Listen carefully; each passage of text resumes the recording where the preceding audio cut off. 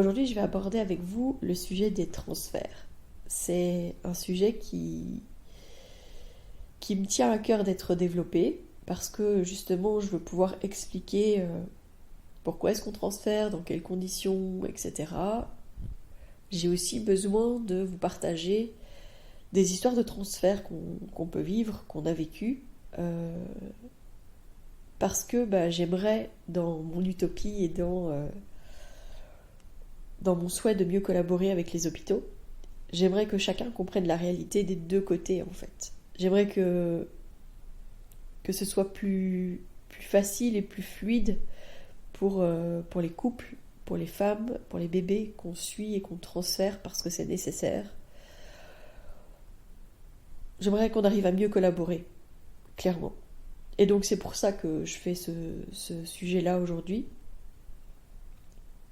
pour aborder un peu tout ce qu'on met en place, comment est-ce qu'on le fait, et à quel point il est nécessaire qu'on arrive à mieux travailler les uns avec les autres, pour que ce soit plus confortable, plus fluide, plus humain en fait, pour le bien des femmes et des bébés.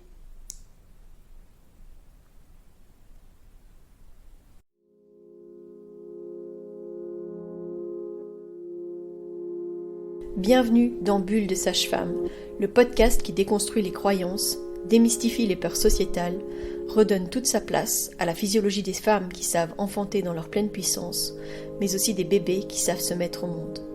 Ici, vous profiterez de l'expertise de sages-femmes pratiquant en dehors des hôpitaux, des accouchements à domicile ou en maison de naissance. Nous souhaitons que vous trouviez les outils, les informations pour que vous puissiez être les acteurs de la naissance de votre bébé, et ce quel que soit le lieu où vous avez décidé de l'accueillir. Mon nom est Mélissa Chambard, sage-femme, maman de 5 enfants. À chaque épisode, je vous partagerai mes astuces, mes bons plans, mon expertise, des anecdotes, mais aussi des témoignages de parents, de sages-femmes et des rencontres inspirantes autour de la périnatalité, dans la bienveillance, la force, la puissance.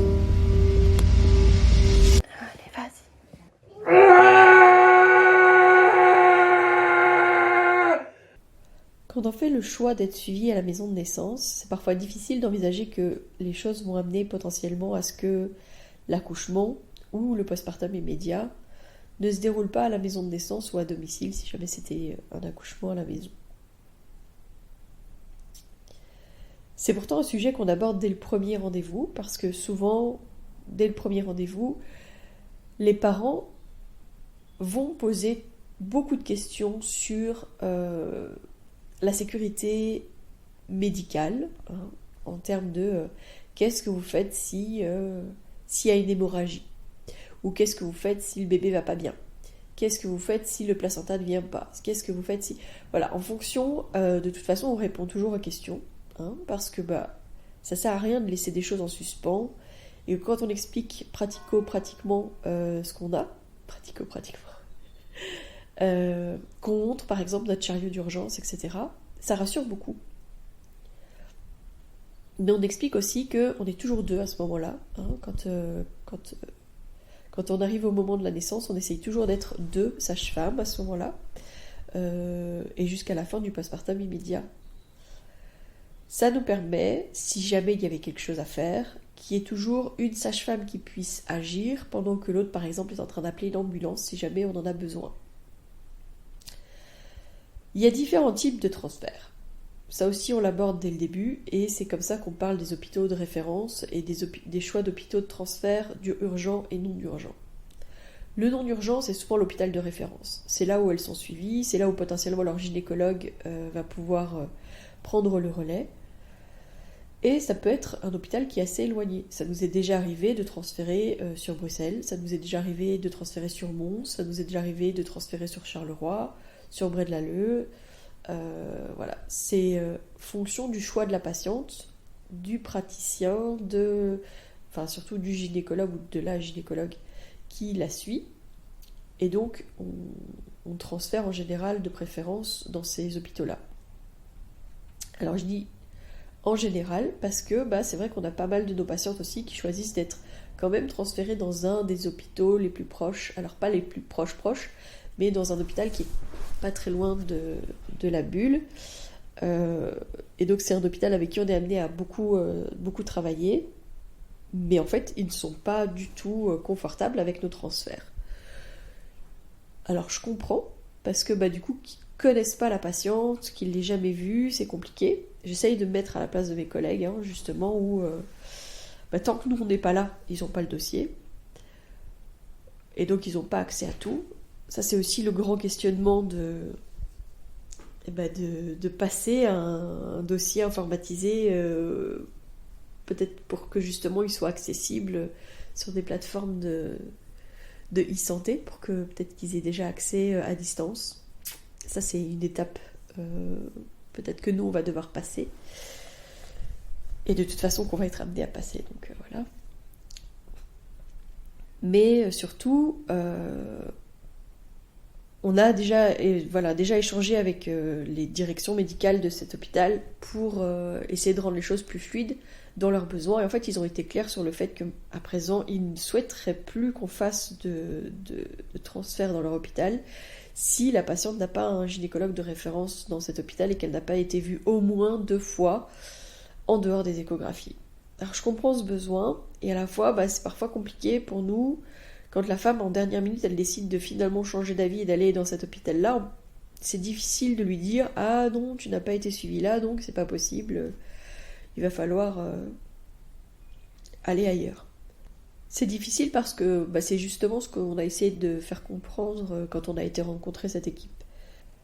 Il faut savoir qu'avant de transférer dans ces hôpitaux, quel que soit l'hôpital d'ailleurs, on appelle toujours pour prévenir qu'on va venir, de quelle est la situation, de où est-ce qu'on en est au moment où on appelle, de la raison du transfert et parfois du temps de trajet qu'on va avoir, de ce qu'on va encore faire avant de partir, pour que les équipes sachent par exemple que on attend peut-être encore autant de temps, je te rappelle si jamais il n'y a pas de changement et que du coup on transfère, ça peut nous arriver.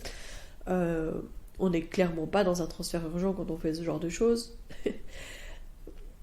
Ça s'adapte au cas par cas, et on essaye toujours de faire en sorte que l'équipe soit déjà au courant de pourquoi est-ce qu'on vient clairement, et de quels vont être nos besoins, pour que quand on arrive, ce soit plus fluide et plus calme, et que tout le monde sache où est-ce qu'on va.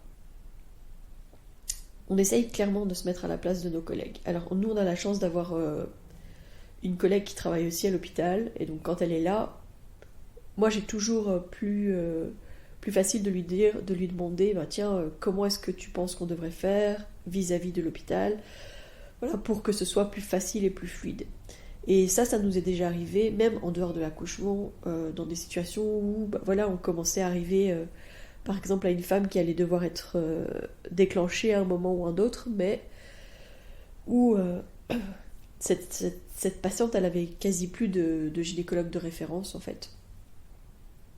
Et que ça devenait inconfortable pour nous, clairement, de ne pas avoir de gynécologue à pouvoir appeler pour dire on arrive bientôt à 42 semaines, qu'est-ce qu'on fait, qu'est-ce qu'on peut proposer pour que ce soit confortable aussi pour ce couple, qu'on reste dans les limites claires, au niveau du temps où elle peut accoucher encore avec nous et où elle a envie d'avoir la possibilité de pouvoir accoucher avec nous, mais aussi le fait qu'on savait qu'il fallait qu'elle soit déclenchée.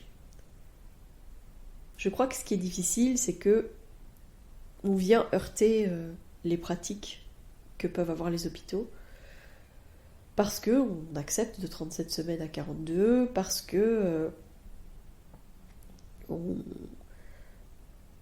on est toujours en train de se dire on va laisser au maximum les choses se faire, sans intervenir, sans rien faire, etc. Et notamment, on a eu un transfert il y a quelques mois maintenant, pour une patiente qui était à dilatation complète, donc ça veut dire que son col était entièrement ouvert, mais qui n'avait pas de réflexe d'expulsion. Alors nous, on savait depuis le début que son bébé était en position postérieure, et donc on savait aussi que ce bébé, il stimulait pas de la même manière chez sa maman. Je crois qu'on a été très vite, pas très vite, mais que rapidement, on va dire, on est rentré dans dans une manière d'être qui était peut-être qu'on peut encore aider ce bébé à tourner, peut-être qu'on peut encore faire ça, enfin voilà, donc on a été active auprès de cette maman alors que peut-être qu'on aurait juste dû la laisser faire. A posteriori, là comme ça, moi je réanalyse la situation. Toujours étant que voilà, on l'a examiné à un moment donné, on a pu voir qu'il n'y avait plus de colle, et on attendait que ce bébé descende et puis donne ce réflexe de pousser à sa maman. Et ce moment, il n'est jamais arrivé. Alors peut-être juste parce qu'on n'a pas respecté ce moment particulier qui peut arriver, qui est le moment de la quiétude. C'est parce que après que cette femme, elle ait ouvert son col, etc., que son bébé va entamer tout doucement sa descente, mais que pendant quelques minutes, voire plus, il va y avoir très peu, voire pas de contractions. En tout cas, des contractions plus douces que ce qu'elle avait pour sa fin de dilatation. Donc ça va amener le bébé à modeler les structures autour de sa tête, surtout pour un premier bébé, parce que il n'y a jamais quelque chose d'aussi gros qui est passé par là que la tête d'un bébé. Et il n'y a pas que un utérus, un vagin, c'est pas juste un tunnel par lequel va passer le bébé, il y a beaucoup d'autres choses dans ce bassin. Et donc le bébé va descendre et modeler les choses autour de sa tête au fur et à mesure. Et ça se joue millimètre par millimètre. Et j'ai même envie de dire petit mouvement par petit mouvement. D'accord ? Parce que le bébé va tourner sa tête, il va comme chercher à se positionner, à avancer tout doucement, etc. Ça, on le ressent parfois hein, quand on fait un toucher à ce moment-là. On sent vraiment le bébé qui bouge sa tête comme s'il disait non avec sa tête là. Hein. Il fouine, il cherche, il avance petit à petit. Ça, c'est un moment que nous, on met vraiment à l'honneur de respecter, mais qui, à l'hôpital, a été un peu oublié. Parce que souvent, quand les femmes sont en dilatation complète, on les installe et on essaye de pousser et on voit un peu comment ça va se passer. Moi, il y a plein de fois, en fait, où je pense que les femmes, elles sont en dilatation complète et que, moi, je le sais pas dans le sens où je les examine pas. Je me dis, elle doit être pas loin, peut-être qu'elle est à complète, peut-être qu'il lui reste encore un petit rebord de colle, peut-être que le bébé, il entame déjà sa phase de modelage, etc. Mais la plupart du temps, en fait, je suis pas au courant parce que, oui, je les examine pas parce que je vois que ça avance bien. Ici, dès le début, comme on savait que ce bébé n'était pas positionné de manière optimale, on a examiné et donc on a pu dire à tel moment, clairement, elle était à dilatation complète. Mais bon, il se passait rien, donc c'était pas problématique en soi d'attendre, d'accord ? Nous, on a continué à surveiller qu'elle allait bien, et on a continué à surveiller que son bébé allait bien, à continuer à écouter son petit cœur, etc. Je pense qu'à un certain moment, elle fatiguait. On a essayé de faire en sorte qu'elle se repose, et puis, on s'est dit à un moment donné, ça devient un peu long, peut-être qu'on devrait essayer de la faire pousser, alors que c'est pas quelque chose qu'on fait de manière générale de faire pousser nos patientes. Mais voilà, là, je pense qu'on était un peu inconfortable et qu'on a commencé à se dire, on va faire ça. Et puis, au bout d'un moment, quand on a vu que ça non plus, ça ne fonctionnait pas, on s'est dit, on va transférer parce qu'on va avoir besoin, effectivement, de l'aide de la médecine. Et on savait potentiellement qu'on allait avoir besoin d'une ventouse. Voilà, c'est ce qu'on a été faire. On a appelé l'hôpital, on a expliqué, voilà. Mais quand on est arrivé, évidemment, on nous a dit, ça fait autant de temps qu'elle est à complète, mais qu'est-ce que vous foutez ? C'est là où on se rend compte qu'on ne pratique pas de la même manière, donc on n'a pas la même vision, on n'a pas le même prisme, on n'a pas les mêmes lunettes. Là, il y a cette BD sur la naissance en BD qui parle des lunettes de la physiologie, des lunettes de la pathologie, et en tout cas, en fait, je pense que c'est même pas de la patho, parce que je pense pas qu'il cherchait la patho dans cette situation-là, mais en tout cas, c'était les lunettes du protocolaire. Et nous, on était en dehors de leur protocole, clairement. Bien que, la ventouse a été posée et le bébé est sorti super facilement. On savait qu'il n'y avait pas de problème en soi. Et comme je dis, ça se trouve, on aurait peut-être juste dû protéger cette phase de quiétude, etc. Elle aurait peut-être fini par accoucher, on n'en sait rien, mais il y avait d'autres facteurs de ce que ça. Elle fatiguait, c'était un premier bébé. Il y avait aussi une peur de... Je pense qu'il y avait une certaine perte de confiance en elle-même, en ses capacités. Puis quand on ne sait pas vers quoi on va, je pense que c'est difficile de juste se dire là je dois rien faire et je dois juste patienter. Je crois que c'est une partie qui est compliqué à assimiler.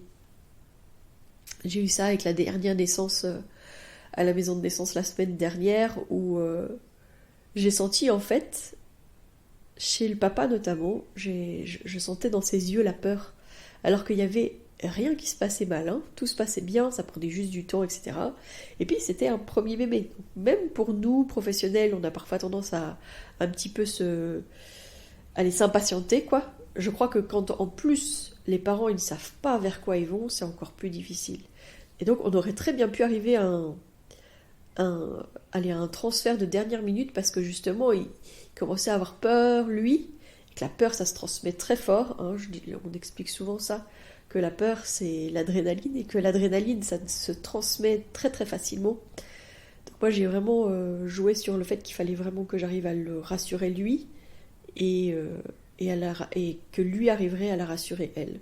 Parce qu'avec mes mots, etc., de les apaiser tous les deux pour faire en sorte que ça s'apaise.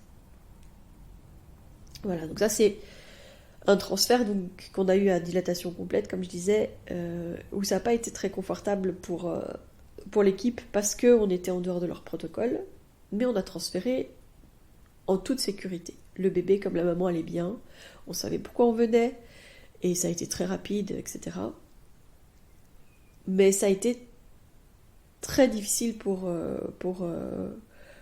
Mélanie notamment qui a fait ce transfert-là.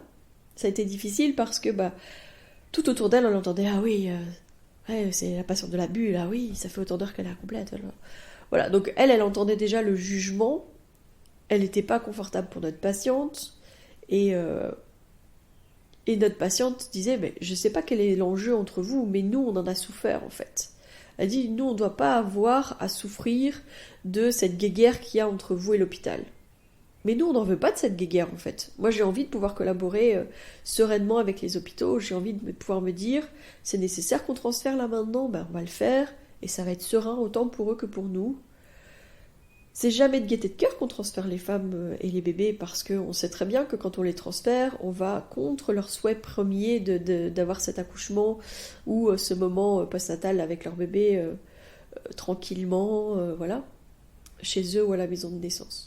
Mais quand c'est nécessaire, on veut pouvoir le faire sereinement parce que justement, moi je voudrais pas qu'un jour je me dise ah non, je vais pas transférer parce que vraiment c'est horrible, ça va mal se passer à l'hôpital, voilà, et mettre finalement les femmes et les bébés en danger. Je le fais pas, évidemment, puisque je préfère être moins confortable, etc. Mais peut-être qu'à force, à un moment donné, on pourrait avoir des sages-femmes qui se disent non, on va encore attendre parce que ça va mal se passer à l'hôpital, donc je vais pas transférer. C'est là où on risque d'avoir des déviances. Reconnaissons les expertises de chacun. Enfin, c'est vraiment important de se dire que quand c'est nécessaire, on doit pouvoir transférer, mais on doit pouvoir le faire sereinement. Quand on parle de transfert, voilà, moi j'ai eu un transfert aussi il y a 15 jours, là. Un transfert qui a été vraiment... mais je vous en ai déjà parlé, enfin j'ai déjà parlé de cette situation, mais pas en profondeur parce que je voulais pas mettre à mal les parents. Enfin voilà, je leur ai demandé en fait si je pouvais parler de cette situation et ils m'ont donné leur accord, donc du coup je vais pouvoir vous parler de ça. Mais donc on a eu il y a quelques semaines un bébé, une naissance magnifique, un premier bébé, vraiment une belle naissance, tout bien, tout bien. La seule chose que je dirais qui n'était pas dans la norme, c'est que ce bébé est né dans sa poche. Donc la maman avait rompu ce qu'on appelle le premier feuillet. Donc il faut savoir qu'il y a comme deux poches en fait, hein. Deux membranes en tout cas qui permettent de préserver le bébé dans sa poche d'eau. Donc elle avait rompu son premier feuillet. Le liquide était tout à fait clair, donc clair comme de l'eau. Et quand le bébé est né, j'ai vu qu'il était dans sa poche, parce que vraiment elle avait sa tête avec son nez qui était appuyé contre sa poche. Donc j'ai vu que le bébé est né dans sa poche, mais qu'il y avait du liquide méconial. Donc ça veut dire que le bébé avait fait caca dans sa poche à un moment donné. Alors est-ce que c'était un peu avant la mise en route du travail? Est-ce que c'était à la toute fin? Ça, je ne saurais jamais. Ce que je peux dire, c'est que tout le long du travail, ce bébé n'a jamais montré aucun signe qui fatiguait. C'est-à-dire, quand on écoutait, il n'y a jamais eu un moment où on s'est dit « Ah mince, là il commence à fatiguer, etc. » Non, pas du tout. Vraiment tout bien. Et donc quand elle est née, la première chose que j'ai fait, c'est ouvrir sa poche et instantanément, tout de suite après, avoir essuyé son visage pour pas que, quand elle va prendre sa première inspiration, il y ait de ce méconium qu'elle inhale et qui aille dans ses poumons. Parce que là, on a des risques au niveau infectieux. Donc le réflexe, c'est d'office, j'ouvre et j'essuie. Voilà, une belle adaptation, le bébé va bien, tout se passe bien, il s'installe dans le lit, nous on fait les surveillances postpartum, ce bébé prend le sein, etc. Donc en termes d'adaptation néonatale, immédiate, etc., quand on a fait le score d'Apgar, donc l'Apgar c'est vraiment vérifier comment est-ce que le bébé s'adapte à sa vie aérienne, tout était parfait. Sauf que quand je suis arrivée pour faire l'examen clinique du nouveau-né, donc on faisait environ de 2 heures de vie, ben moi j'ai trouvé un bébé qui était en état de mort apparente. Ça veut dire que ce bébé, il respirait plus, était tout mauve. Je sais pas vraiment si elle avait un pouls, parce que je dois avouer que j'ai tellement... sur le moment, je me suis dit, c'est dans l'urgence, on y va, que ben voilà, j'ai pas vérifié son pouls, mais elle était pas toute blanche, donc j'imagine que son cœur fonctionnait toujours. Et voilà, j'ai commencé la réa, j'ai tout de suite dit à ma collègue que j'avais besoin de tel ou tel truc, et on a entamé, et on a réussi à rattraper ce bébé. Donc, le bébé s'est repris, etc. Et pendant que ma collègue continuait, ben moi j'ai appelé le centre, le 112, etc. Bon, outre le fait que le 112 c'était un peu compliqué, je sais pas pourquoi, mais j'ai eu quelqu'un qui était très très loin de là où on est, et qui du coup elle n'est pas du tout au courant des réalités locales, on va dire. C'était un peu compliqué vis-à-vis de ça, mais voilà. En tout cas, j'ai appelé le 112, j'ai expliqué la situation, etc.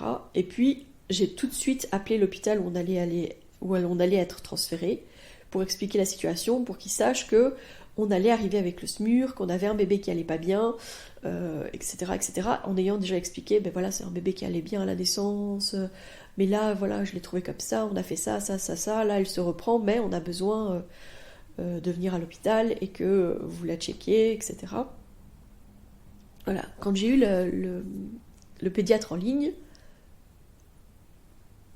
le pédiatre avait l'air d'être au clair avec ce qui s'était passé, et nous attendait voilà, en disant bah, quand vous arrivez, recontactez-moi, comme ça je saurai que vous êtes là et on arrivera, etc. Ok, super. On transfère, on arrive à l'hôpital. Je dois dire que j'étais vraiment contente de comment se passait ce transfert. Je suis partie en me disant waouh, je suis contente, on a réussi à bien collaborer, ça s'est bien passé, c'est vraiment bien.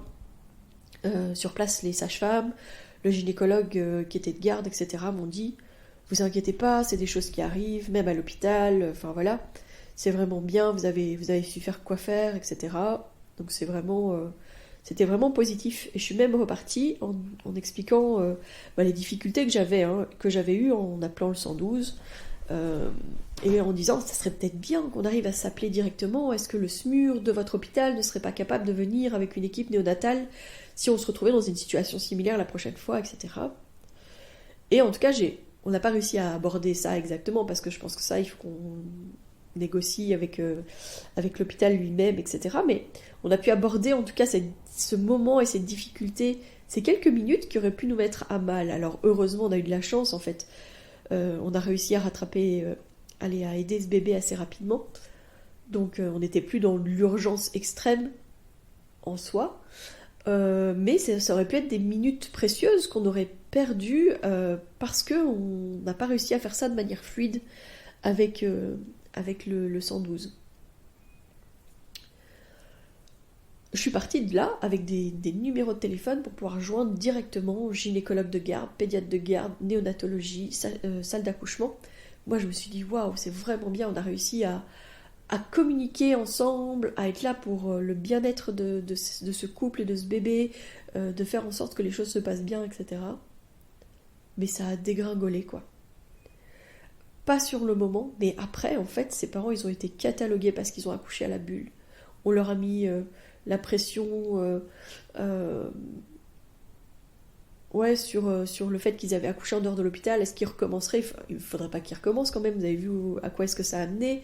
Ce bébé a été hospitalisé plus que nécessaire, Et surtout, en fait, quand moi j'ai essayé d'appeler pour juste prendre des nouvelles du bébé, ben, j'ai senti dans le ton des gens qui me répondaient à quel point, ah bah oui, vu sa naissance compliquée à ce bébé, c'est normal qu'il soit pas bien. Et je dis, mais il a pas eu une naissance compliquée en fait, ce bébé, il a eu un problème 2 heures et demie plus tard après sa naissance, quoi. Bah non. Bah je dis, bah si, c'est moi qui étais là, donc je le sais. Mais non, enfin. Et je sentais que ça n'allait plus. Et je sais pas pourquoi. Et ça, c'est difficile parce que ça aurait été beaucoup plus intéressant peut-être de se recontacter et de redire, bon, bah écoutez, on comprend pas là ce qui s'est passé, etc. Est-ce que vous pouvez nous réexpliquer? Enfin, moi, je pense avoir donné des informations claires, et finalement, on a été chipoté et chercher quelque chose qu'on aurait mal fait, qui aurait expliqué ce qui s'était passé. Parce que ça devait être la faute de quelqu'un. Ça pouvait pas être juste, en fait, voilà, ce bébé, il a fait un malaise, ça n'allait pas, la situation a fait que on a eu de la chance, en fait. Hein. Je le reconnais qu'on a eu de la chance. Mais ça m'a montré que on a agi comme il fallait, on a fait ce qu'il fallait, on a sauvé ce bébé. Je crois que on peut avoir quand même être clair sur le fait qu'on a sauvé ce bébé. On avait tout ce qu'il fallait en termes de matériel, en termes de compétences pour sauver ce bébé. On continue à se former en gestes obstétricaux d'urgence et en réanimation bébé, etc. On continue à avoir le matériel qu'il faut, etc. pour être en sécurité. Et on a fait ce qu'il fallait, on a transféré ce bébé. Mais quand on arrive là-bas, sur le moment ça se passe bien, et puis après on cherche à remettre en cause nos pratiques, à dire c'est forcément à cause de ça ou de ça que votre bébé va pas bien, etc. Remettre en cause ce qui s'est passé alors qu'ils y étaient pas. Alors que c'est comme si on remettait en question nos dires, quoi, pour dire forcément ils nous ont menti, c'est sûr, il s'est passé autre chose, etc. Mais c'est pas du tout dans notre intérêt, et c'est pas du tout dans l'intérêt de nos patientes et de ce bébé. Ça amène des difficultés, je trouve, au niveau de la relation entre les hôpitaux et les sages-femmes, si à chaque fois on n'arrive pas à juste travailler sereinement sur ponctuellement la situation qu'on rencontre ensemble. Si on cherche toujours des responsables, si on cherche toujours une raison, d'une manière d'avoir mal fait, ça veut dire qu'on juge d'office la manière dont on a travaillé, nous, en amont. Ça veut dire que d'office, on considère que ce qui est fait par les sages-femmes en dehors de l'hôpital, c'est de la merde. Je le dis clairement comme ça, parce que moi, c'est le sentiment que j'ai, c'est que quand on fait ça, ça veut dire qu'on n'a pas du tout confiance en notre jugement, en notre pratique, en notre manière de faire, alors qu'on a sauvé ce bébé. Et ça m'est déjà arrivé, hein. Enfin, je veux dire, il y a quelques années, j'ai eu une patiente à domicile où j'avais dit que l'accouchement ne devait plus avoir lieu à la maison, d'accord, pour des tas de raisons, etc. La veille, je dis à la patiente, écoute, ça sera pas à la maison, ça sera à l'hôpital, je t'accompagnerai à l'hôpital, je te promets, je t'abandonnerai pas, etc. Parce que elle avait énormément peur parce qu'on avait été à l'hôpital et que le gynécologue avait été très très alarmiste en fait sur la situation de cette femme. Du coup, elle a eu tellement peur qu'en fait, elle a attendu. Quand elle m'a appelée, en fait, elle était, je pense, déjà loin. Et moi, j'avais de la route. Donc moi, j'ai été claire avec elle au téléphone et je lui ai dit, si ça s'accélère, je veux que tu partes et qu'on se rejoigne à l'hôpital. Mais je pense que la gynécologue lui avait tellement fait peur la veille, parce qu'en fait, on avait été refaire une échographie parce que ce bébé, il changeait tout le temps de position. Et je pense que la gynécologue sur place lui avait tellement fait peur qu'elle a attendu. Mais moi, quand je suis arrivée, c'était un 4e bébé, hein, et elle était déjà loin. Hein, et je me suis dit, je peux plus la mettre dans une voiture, là. On sera pas en sécurité dans une voiture, et elle habitait pas tout près de cet hôpital. Donc je me dis, tant pis, enfin, c'est comme on dit, voilà, c'est parfois l'accouchement inopiné, parfois, c'est des choses où on va gérer sur le moment. C'était pas prévu comme ça, mais on va le faire quand même, voilà. Moi, j'avais encore tout le matériel dans ma voiture. Elle avait encore de l'oxygène chez elle, puisqu'on a changé d'avis la veille, quoi. On a dit la veille, ça sera plus à la maison, voilà. Donc j'ai dit à son mari d'aller chercher mon matériel dans la voiture, et moi je suis restée auprès d'elle. Et ce qui s'est passé, c'est que ce bébé est sorti alors qu'elle était sur la toilette, et je pense qu'elle a fait un mouvement pour pas blesser son bébé, et en fait elle a bloqué son bébé dans son bassin, son épaule était bloquée derrière l'os de son pubis, c'est ce qu'on appelle une dystocie des épaules. Donc j'ai d'abord fait je l'ai d'abord changé de position, j'ai fait des manœuvres pour essayer de l'aider, et puis j'ai finalement mis mes mains et j'ai été chercher ce bébé, d'accord. Puis quand ce bébé est né, il était pas très bien, donc pareil, je l'ai aidé, etc. Et on a découvert une petite malformation de la main chez ce bébé. Et c'était un bébé qui se reprenait pas très bien. Je veux dire par là qu'elle était pas toute rose, elle était pas optimale dans justement son adaptation à la vie aérienne. Et je me suis dit, une malformation qui n'a pas été diagnostiquée, elle se reprend pas bien, qu'est-ce qui me dit qu'elle a pas un autre problème qui fait que c'est pas optimal, quoi. Donc j'ai tout de suite dit, écoute, tu délivres, enfin voilà, tu fais venir ton placenta et puis on va à l'hôpital, on va faire voir ton bébé, quoi. Enfin voilà, j'ai été claire dès le début, elle avait pas encore eu son placenta, que je disais déjà ça. Je disais voilà, moi je pense que pour être en sécurité, on va faire ça. Ok. Mais cette femme, elle s'est mise à saigner. Alors, c'est peut-être le fait que je lui ai fait peur. Ça, peut-être que c'est vrai que c'est parce que j'ai eu ces mots et que j'ai un peu fait peur. Toujours étant que quand elle s'est mise à saigner, j'ai mis des médicaments, je lui ai mis une perfusion, etc. Et j'ai appelé l'hôpital pour dire, voilà, j'avais déjà appelé l'hôpital. C'est ça que c'est une situation qui commence à dater quand même, donc je me mélange un petit peu. Mais j'avais déjà appelé l'hôpital pour dire, j'ai un bébé qui avait une dystocie des épaules, qui est toujours pas optimale, la maman délivre et on arrive. J'avais déjà prévenu en fait l'hôpital. Et puis donc là, quand elle s'est mise à saigner, j'ai mis en place les choses et j'ai rappelé le 112 pour qu'on nous transfère en fait, parce que voilà, on n'était plus en sécurité et qu'on n'allait pas attendre qu'elle délivre pour partir, parce que là en fait elle était elle-même en train de poser problème, enfin, dans le sens où elle saignait trop et que le placenta ne venait pas. Je vais dire que 20 minutes après la naissance de ce bébé, tout le monde était là. Et alors là, a commencé tout un challenge, tout un questionnement sur comment est-ce qu'on allait transférer cette femme. Parce qu'elle était au premier étage de sa maison, et que du coup ils se demandaient, est-ce qu'on prend la chaise? Ah non, quand même, elle vient d'accoucher. Est-ce qu'on la transfère en spéléo? Donc ça veut dire qu'on la met sur une civière, et puis il y a quelqu'un, enfin on va la descendre dans la civière pour l'amener au rez-de-chaussée. Mais il fallait attendre une deuxième équipe. Est-ce qu'on allait faire venir l'échelle sanitaire? Ah bah non, la rue était trop étroite pour l'échelle sanitaire. Il faut savoir que cette femme, elle avait un escalier, c'était une cathédrale. Hein.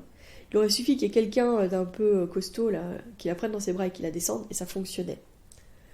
Mais voilà, ça a tergiversé, il a fallu attendre, etc. Ça a pris bien plus que 2 heures pour la transférer.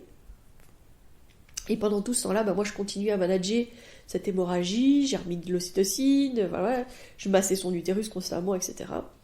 On est arrivé à l'hôpital, évidemment, la gynécologue, elle se tourne vers moi, elle me dit, ce bébé est né à quelle heure? Donc je lui dis, elle me dit, mais ça fait plus de 2 heures, qu'est-ce que vous avez foutu?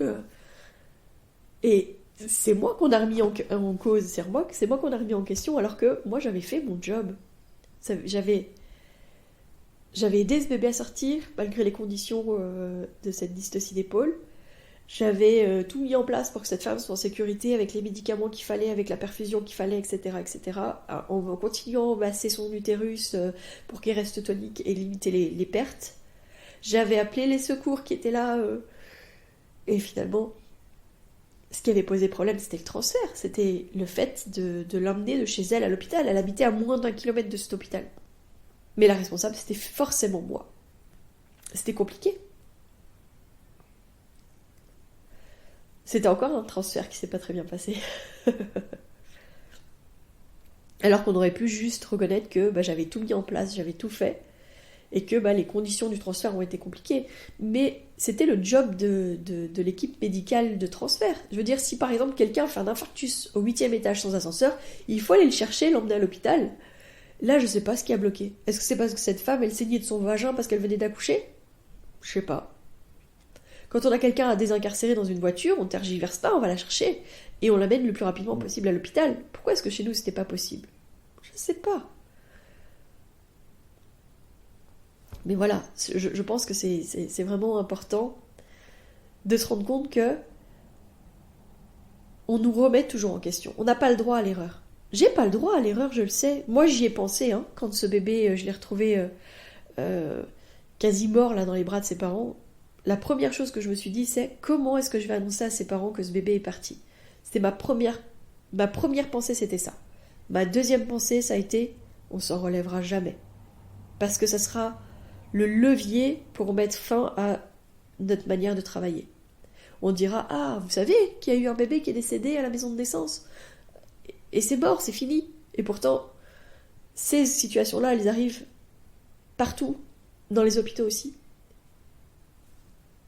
Mais voilà, nous, on n'a pas le droit à l'erreur, on le sait. Ah, c'est dur de raconter tout ça. C'est dur de remettre le doigt sur,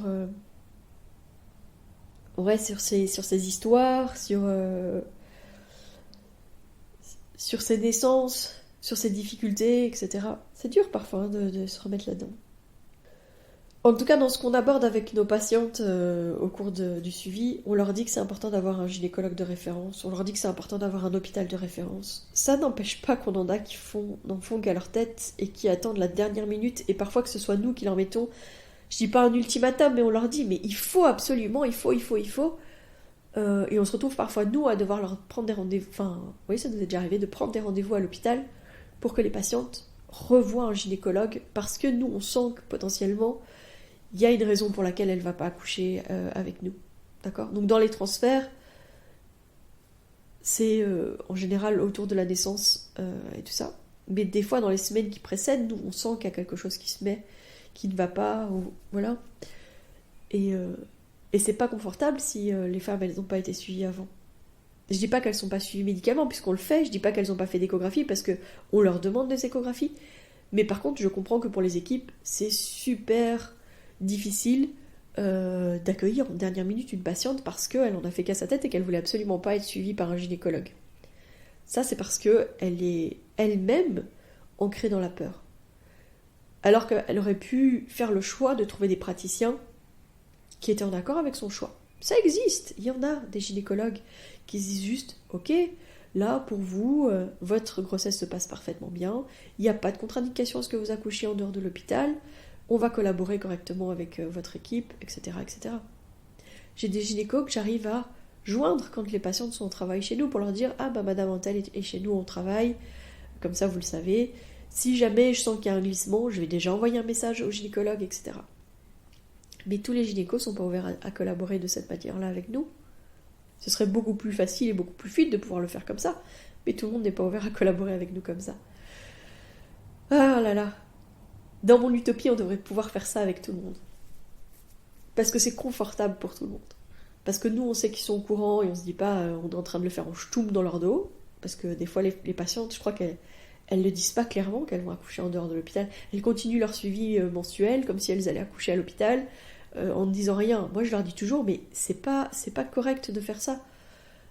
Il faut être clair sur ce que vous allez faire, il faut être clair avec le gynécologue qui vous suit. Il y a des gynécologues qui disent « Ah, si vous faites ça, c'est pas avec moi. » Mais je dis « Si ton gynéco, il dit ça, bah, c'est que lui, c'est sa limite, et c'est peut-être mieux qu'il te le dise plutôt que il essaye de faire en sorte que finalement tu suives le chemin et que tu accouches à l'hôpital, ou qu'il va te mettre des bâtons dans les roues. » Alors, je dis pas ça de manière péjorative, hein, je dis simplement qu'on a chacun aussi nos propres vécus. Quand je parle de cette gynéco là qui a fait peur à ma patiente, qui fait qu'elle n'a pas été à l'hôpital, je pense. Enfin, en tout cas, qu'elle a attendu. Je crois pas que cette gynécologue, elle a pensé faire mal. Mais je pense que il faut reconnaître que eux sont amenés à rencontrer des pathologies, amenés à rencontrer des grosses difficultés au moment des naissances, qu'ils ont cette vision-là, que parfois, peut-être que cette gynéco, elle a perdu un bébé dans cette situation-là, hein, d'accord ? Peut-être qu'elle a vraiment vécu des situations tellement difficiles que elle s'est dit plus jamais je vivrai ça, et que si jamais j'ai cette situation-là, je ferai d'office une césarienne. Enfin voilà, c'est peut-être aussi juste dû à son histoire en tant que praticienne. et que c'est humain en fait. On est des humains. On peut pas nier que parfois, on va, on va aller dans notre pratique vers quelque chose qui sera plus confortable aussi pour nous, j'imagine. Moi, j'aimerais vraiment qu'on reconnaisse aussi qu'on travaille correctement, qu'on a aussi des guides, qu'on suit aussi des recommandations, qu'on ne fait pas n'importe quoi. Je l'ai déjà dit plusieurs fois, mais on n'est pas des huluberlus qui dansons à la pleine lune, de nus, avec des tambours autour des femmes qui enfantent. C'est peut-être quelque chose que je vous redirai souvent, mais on n'est pas des folles. On sait très bien que on a des vies entre nos mains. Hein. Que si jamais on ne fait pas les choses correctement, il pourrait y avoir des catastrophes. C'est pas notre but, d'accord? Je dis souvent, on n'est pas des kamikazes. On tient à ces couples, on tient à ces bébés. On les connaît, voilà, on les mettra jamais en danger. C'est pas ce qu'on souhaite. Quand on transfère et qu'on est dans une situation où c'est pas confortable pour les équipes, c'est pas pour autant que ce qu'on voulait c'était les mettre eux mal à l'aise, et on voulait pas non plus mettre nos patientes ou leurs bébés en danger. Quand on respecte la physiologie, quand on laisse faire le processus, et notamment avec cette histoire de dilatation complète, etc., on n'est pas des folles. Alors peut-être que il faudra qu'on arrive à mieux expliquer, peut-être que on doit, nous, faire un énorme pas en avant vis-à-vis de ça, je ne sais pas. C'est clair qu'en Belgique, il y a beaucoup d'hôpitaux, qu'on s'est fait la réflexion qu'il fallait qu'on aille rencontrer tous les hôpitaux autour de nous, ou tous les hôpitaux avec lesquels on est amené à collaborer. Mais c'est un boulot tellement monstrueux et on a déjà tellement de choses à faire. C'est vraiment difficile. C'est dur parce que, voilà, faire vivre une petite structure comme notre maison de naissance, ça nous demande déjà énormément de temps. On est toujours bénévole. On ne gagne rien de la part de notre maison de naissance. C'est beaucoup de temps qu'on donne. C'est beaucoup de temps où on est avec nos patientes aussi. Un accouchement, ça prend du temps. Et on le sait. Mais du coup, ça rend plus difficile ce travail de mise en lumière de nos pratiques auprès des hôpitaux, d'apaisement des potentielles tensions, prendre le temps de mettre des choses en place pour que la collaboration se passe le mieux. Et je dis ça tout simplement parce qu'en fait, chaque hôpital travaille à sa manière. C'est pas un consensus hospitalier. Et je pourrais pas faire une présentation à un endroit et dire voilà, c'est bon. Non, je vais avoir 10 endroits à aller visiter au moins. Et ça va rendre les choses plus compliquées. Je vais peut-être me heurter à des gynécologues, ça m'est déjà arrivé, hein, qui lors de présentations que j'ai pu faire sur comment est-ce qu'on travaille en dehors de l'hôpital, remettaient en question la manière dont je travaillais, dans le sens où, quand je dis par exemple qu'on ne met pas de monitoring pendant le travail, mais qu'on fait de l'auscultation intermittente, elle me disait oui, mais du coup, vous n'avez pas de preuves. Dans le sens où vous n'avez pas de tracé. Je dis mais si, j'ai des preuves, parce que quand j'écoute, j'écris sur mon dossier. Et il me dit oui, mais vous pourriez écrire ce que vous voulez. Mais je dis mais il y a l'éthique. Mais donc la vision qu'on a, c'est qu'on pourrait tricher. On pourrait écrire n'importe quoi. Et c'est comme la situation de ce bébé où j'aurais peut-être obscurci une partie, pas dit une partie de ce qui s'était passé pour me couvrir. Mais c'est pas dans l'intérêt de ma patiente et de son bébé. Et éthiquement parlant, c'est pas éthique de faire ça. D'accord ?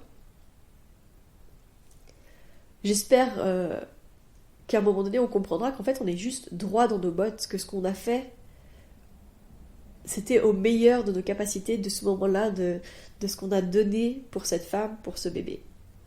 Et pas qu'on a essayé un truc complètement fou, quoi. Mais voilà. Ah là là, j'espère que ça a pu donner un petit peu de l'information sur ce que c'était que ces transferts. À quel point moi j'ai envie d'arriver à collaborer mieux avec les hôpitaux. Pour que ce soit plus fluide, pour que ce soit plus confortable pour les couples, pour les bébés. Qu'il n'y ait pas cette étiquette suivie avec la maison de naissance, suivies à la bulle, suivies par une sage-femme extérieure, qui reste sur le front de ces femmes, sur le front de ces bébés, de ces couples. C'est fou parce que en ce moment, j'écoute un podcast sur les sages-femmes pionnières au Québec. Et alors, on n'est pas du tout dans la même situation dans le sens où la pratique sage-femme n'était pas reconnue du tout et qu'il y avait les infirmières obstétriciennes qui travaillaient à l'hôpital et puis il y avait ces sages-femmes, mais ça n'existait même pas vraiment sage-femme en fait. Elles accompagnaient des femmes qui souhaitaient accoucher chez elles. Elles le faisaient, mais elles disaient déjà quand on arrivait à l'hôpital et puis que parce qu'on devait transférer et puis qu'elle avait une infirmière obstétricale qui lui disait mais arrête de la faire pousser, dis-lui, enfin ne la fais pas pousser. Elle disait mais moi je lui dis pas de pousser, hein, c'est son corps qui pousse, c'est ce bébé qui pousse. Enfin voilà, on se dit qu'on était déjà allé entre deux mondes quoi. C'était déjà le monde de l'obstétrique hospitalier et puis le monde de l'accompagnement des naissances avec cette sagesse pratique dont je parle dans l'autre podcast. Et ben heureusement on n'est plus dans ce temps-là hein, où effectivement même la pratique sage-femme en dehors de l'hôpital n'était pas reconnue, mais on se retrouve quand même dans des situations où je pense que nous on est jugés même avant qu'on arrive. On se dit ah il y a la bulle qui arrive. Quand on est comme ça, ben, on sait déjà que ça va pas être aussi fluide que ça pourrait l'être. Mettons les patientes, mettons les bébés au centre de nos préoccupations. C'est pas une guerre entre les hôpitaux et les sages-femmes qui pratiquent en dehors. Travaillons, collaborons ensemble. Oh là là, ça serait tellement merveilleux. Je vais faire cette interview avec notre collègue qui travaille avec nous et qui travaille aussi à l'hôpital. Voilà, je pense que ça va être le prochain épisode. Puisque aujourd'hui je vous ai déjà fait cet épisode sur les transferts. Ça sera vraiment intéressant justement d'avoir son point de vue, de pourquoi est-ce que c'est si difficile à l'hôpital. Moi, ce qui m'a marqué, c'est que la dernière fois qu'on a été à la rencontre d'un hôpital avec Mélanie, elle a dit, sur place, elle a dit « Moi, j'ai été la sage-femme hospitalière. » Et moi-même, j'ai rouspété et je me suis dit « Mais qu'est-ce qu'elles font à domicile, etc. » Parce que la réalité, c'est que quand on transfère, c'est parce que c'est nécessaire. Et que bah, du coup, il n'y a pas du tout de notion de toutes ces naissances qui se sont bien passées à côté de ça.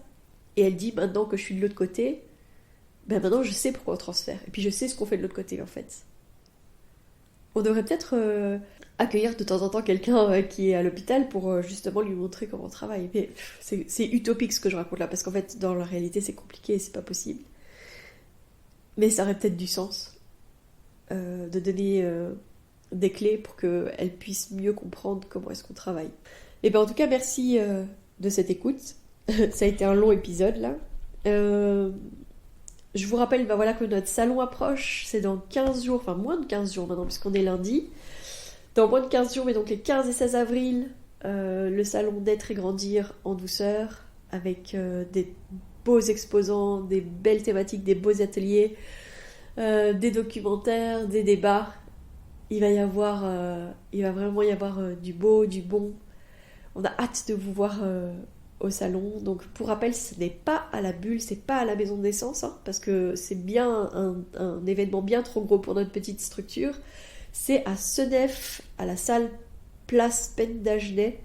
Donc bienvenue à vous entre 10 et 18h. Il y a une petite restauration sur place qui est possible, et qui est là pour voilà, soutenir la maison de naissance. Donc n'hésitez pas à venir nous faire un petit coucou. N'hésitez pas non plus à mettre des commentaires. J'ai vu que voilà, sur les plateformes, il y a eu plusieurs d'entre vous qui ont déjà mis des étoiles, qui se sont abonnés, etc. Mais il n'y a pas de commentaires. Donc n'hésitez pas à mettre des commentaires parce que ça joue énormément sur le recensement du podcast. Donc voilà. Je vous donne rendez-vous donc la semaine prochaine. Et d'ici là, portez-vous bien.